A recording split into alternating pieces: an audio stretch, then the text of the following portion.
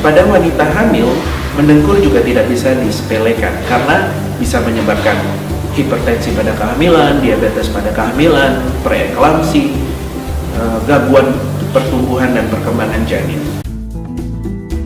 Mendengkur pada anak akan menghambat proses tumbuh kembangnya, akan menghambat pertumbuhan, menghambat perkembangan kreativitas, mengganggu kemampuan konsentrasinya, dan bisa mengakibatkan hiperaktivitas.